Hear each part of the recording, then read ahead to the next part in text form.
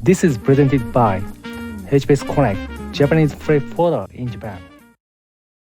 Hello, this is Eno. We bring you logistics news from early August 2025. We will cover the resurgence of Houthi attacks in the Suez Canal, the status of space for North America-bound shipments, and the impact of tariffs on the U.S. market. Let's get started.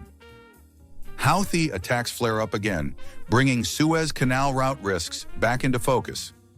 Houthi attacks in the Red Sea have reignited, raising concerns about the safety of routes passing through the Suez Canal. Among logistics professionals, there is a growing view that the route may not recover within 2025. In early July, 2 Houthi attacks occurred off the coast of Yemen in the Red Sea.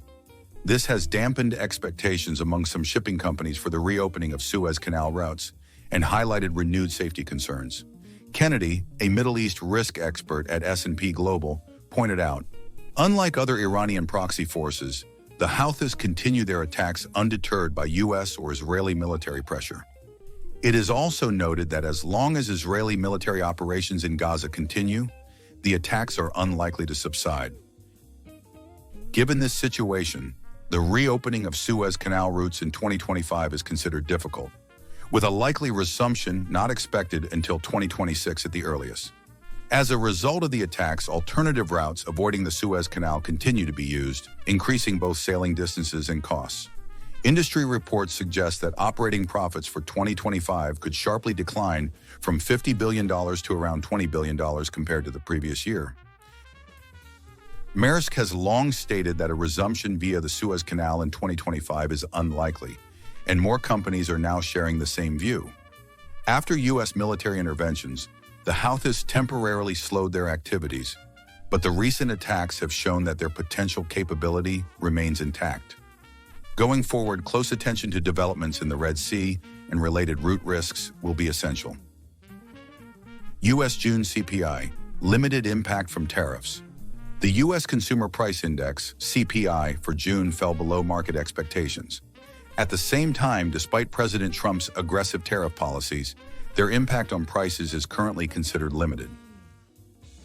June's CPI core index rose 0.2% month-on-month, slightly up from May's 0.1%, but below the market forecast of 0.3%. In particular, car prices continue to decline, with new cars down 0.3% and used cars down 0.7% for 2 consecutive months. This has fueled the view that tariffs have not yet been fully passed on to consumer prices. According to Federal Reserve officials, it may take over a year for tariffs to be reflected in prices, with significant effects expected to appear between the latter half of 2025 and 2026. Atlanta Fed President Bostic and St. Louis Fed President Brainerd have expressed similar views. Meanwhile, President Trump emphasized that inflation is not happening under the current price conditions and called on the Fed to implement early rate cuts.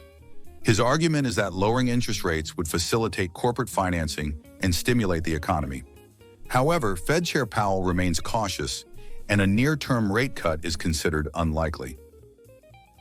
Additionally, the U.S. has indicated plans to reduce tariffs on Indonesian products from 32% to 19%, following Indonesia's removal of tariffs on U.S. imports.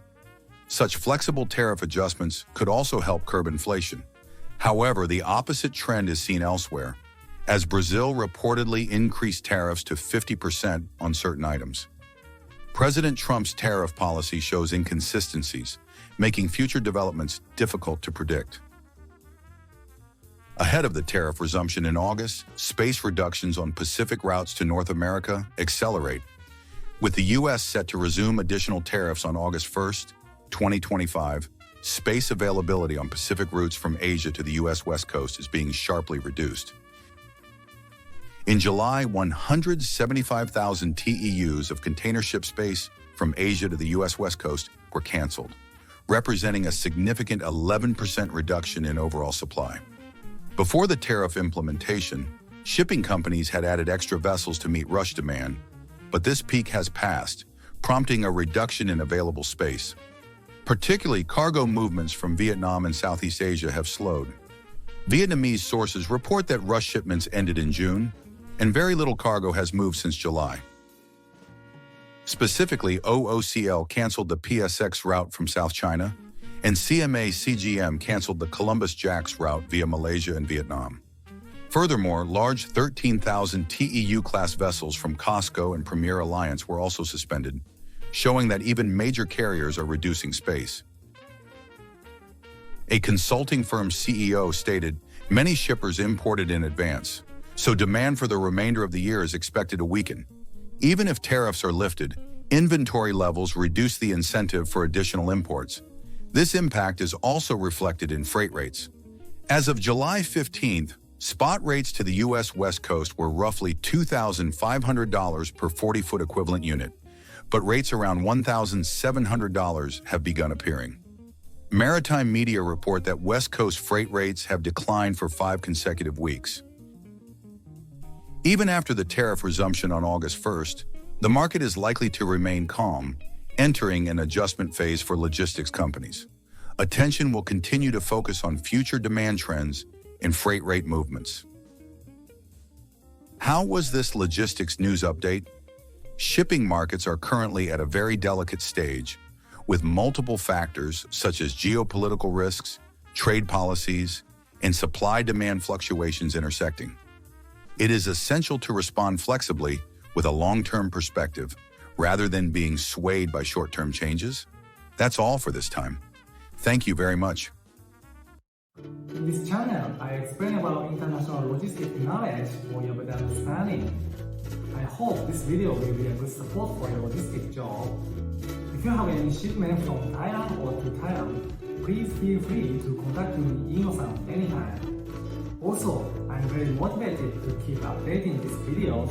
If you subscribe, press good, or comment anything. Well, thank you. See you next time.